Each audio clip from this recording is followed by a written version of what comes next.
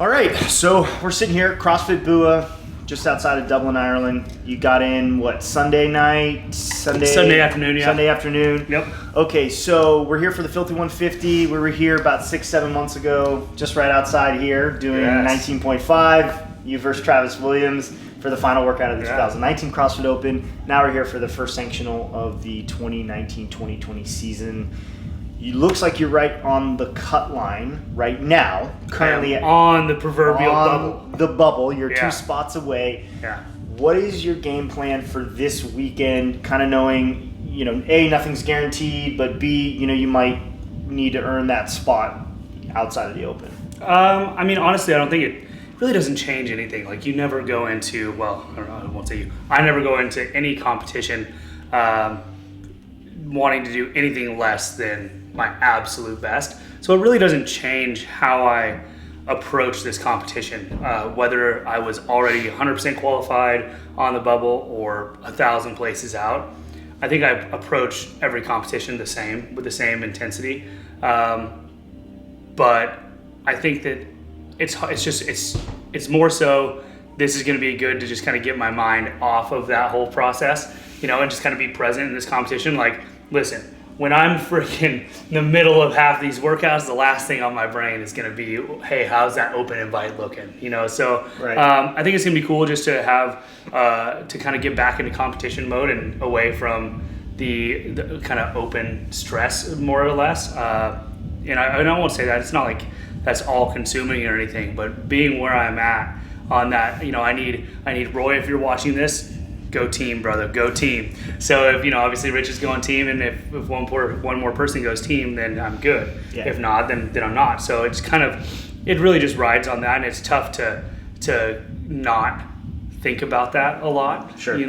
But yeah, I don't think that affects my game plan or strategy or my outlook on this competition in the least, really. I think I'm just still going to attack with everything that I've got and do as best I possibly can. So I'm really excited for it. I'm also excited that this has turned out to be such an awesome lineup of athletes. Yes, it has. How many games vets? I think when I was looking, 12 or 15 or something like that games vets? It's pretty deep. It's going to be a very deep, and that actually goes back into now qualification opportunity, because you're here with, so Tim Paulson's, he was in the top, and he's currently in a qualifying spot. So is Chandler Smith. Yep. Who else was in? It was James Newberry, but he dropped out for this injury. Janikowski, Lucas Esslinger. Are they national champions? I don't remember where everybody is yet. Yeah, we're honestly, the worst. We should have prepared for this a little better. I don't remember where everybody's at yet, and technically it's not even official. But yes, right. There's a lot of athletes that are here. The roster's very deep. Will Morad, another athlete. Old Prince William. Yeah. So we. I think that having that deep competition, though, I'd so much rather go to a competition where you have the friends, and just like when everyone rises with the tide. So having everybody be so competitive is just awesome. Like, the whole energy, you can't replicate what that feeling is like on the competition floor when you know that you have X amount of other people that on any given workout could take the cake. Yeah. And that's not something that has to be. It's a rare opportunity to get to practice that. Like, up until now with the Sanctional season, when did you ever practice that outside of regionals to the games? You wouldn't. And so now being able to get that extra practice and exposure, I think it's that is 100% positive about this new setup, is when you show up to some of these competitions and you have such a high level of a roster that's lined up. I think that is great experience. Like, we're able to get, if you go to 3 or 4 Sanctionals, that could essentially be 2 or 3 years worth of high-level competition experience compared to the old setup. So that is one big positive of this new setup. So let's talk about what kind of events do you have that you're looking forward to specifically for the Filthy 150? Like, what kind of workouts? I saw you out here testing, some of the handstand walk workout. Do you have a couple of them in mind that you're like, that looks like really fun? Anything that's kind of exciting? I'm really interested to see how the sandbag one goes. It's 4 rounds, 30 cal on the assault bike, 25 toes to bar, and then a 60 foot or 66 foot, 20 meter sandbag throw. So you take a 150 pound bag and you have to, it's like a clean, but you freaking limbo launch that son of a gun over you, and then you just run and go pick it up and then take it the next little bit and you keep limbo launching is what I call it. That's whatever. cool. But yeah. So you just launch it over. So I'm pretty excited to see how that goes, but I think that we're absolutely going to be throttled in that event because when we're talking 66 feet of sandbag throws, 150 pounds. I'm willing to bet it's going to be at minimum 10 cleans around. And I'm thinking when you're doing a sandbag over the shoulder, it's extremely minimal effort because you do as little as possible to just get it over your shoulder with straight legs. But now you're having that extra big time output to throw that bag behind you. I have a feeling that is going to throttle us. Yeah. I have a feeling, so I'm really looking forward to that one, weirdly enough. Definitely. We just played with so I'm pretty good at upper body pulling, and we played with the legless rope climb, and so I hadn't tested it until we were right here, and we were lucky enough to, this gym is where they, announced the standard and stuff, so they have the tape that's on there. What'd you think about that? Now, for those that don't know the workout yet, it's an unbroken legless rope climb. So you can use your legs up to the 15-foot mark, and then hazy on standards. Don't quote me here. You touch over the 15-foot mark, and then it's legless all the way down. So you have to maintain the eccentric on the way down with no feet, and you go all the way low. So there's a 15-foot mark, and then it's a short rope, and maybe 5 feet off the ground is another tape mark. And so then you lower yourself legless until both of your hands are under the tape. But that means that you have to have your legs in an L position.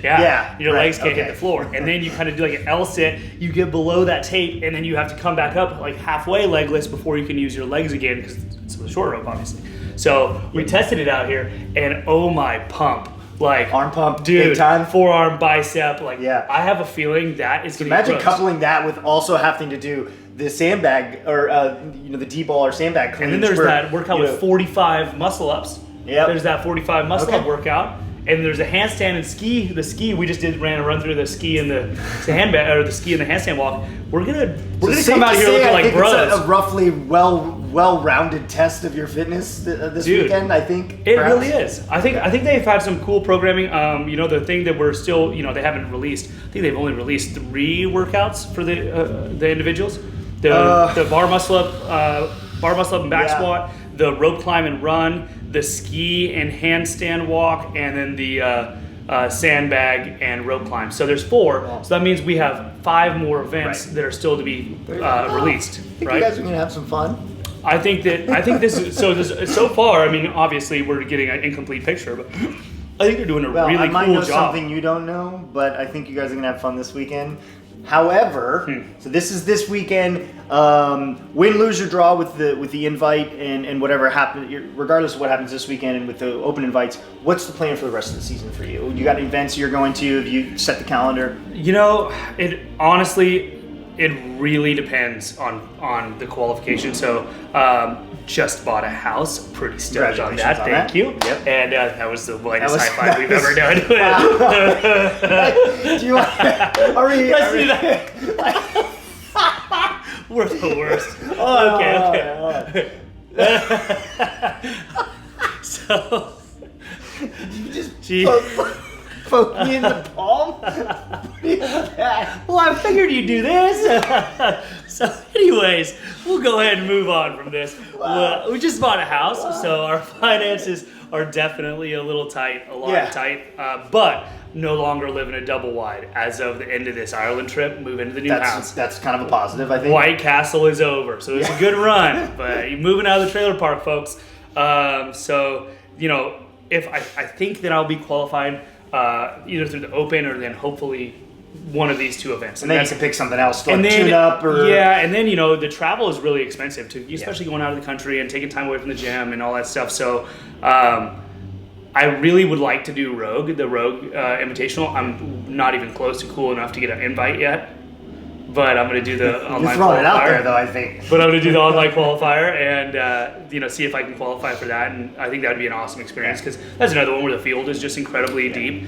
So I'd love to go. It's a little closer to the games, too, where you have a tune-up opportunity. Like, this is really far from the games. Right. We're still months and months away. But, you're like mid-season or late season, you have that kind of tune-up into the competition experience, like live judging, dealing with odd objects, not your own barbell, being amongst a class of individuals that's very competitive, that all is really going for it to push you, to force you out of or into certain uncomfortable zones and stuff through your fitness. So that makes a lot of sense. Yeah, so I think that's a perfect plan for Rogue falls in there. I think I want to say that's May, and then that's really the only one that I 100% am planning on doing the qualifier and going to. Like, I would love to go to, back to Brazil, and I'd love, then the Cape Town one got it postponed, but I'd love to make it to some of those events that I went to last year that were just awesome, but just financially I can't make that work. So it really depends. I'm hoping that I get the qualifying spot from either the Open or this, and then everything else can be a want to or can make basis, and I don't have to chase the wild goose around. So it really depends on that, honestly. All right, well, good luck this weekend. Sweet. You want to try? All right, man. Which?